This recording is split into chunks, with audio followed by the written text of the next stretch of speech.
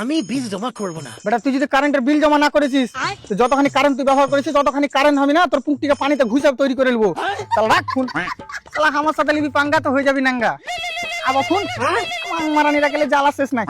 Hello, আবে আমার কারেন্টের তার কেটে লেছে তোর লোকে।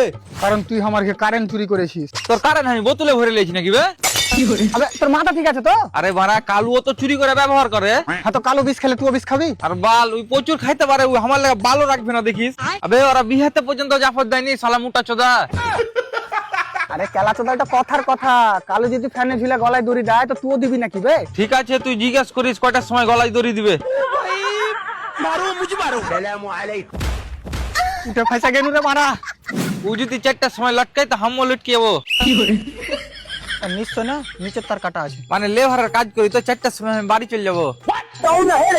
মানে কালো যদি তোর বাড়িতে এসে ফ্যানে ঝুলে তো তুই ওর সাথে ঝুলে যাবি। আর বাল কালু আগে ঝুলবে তারপরে আমি ঝুলবো, নাহলে ফ্যান ছিঁড়ে পড়বে যাবে।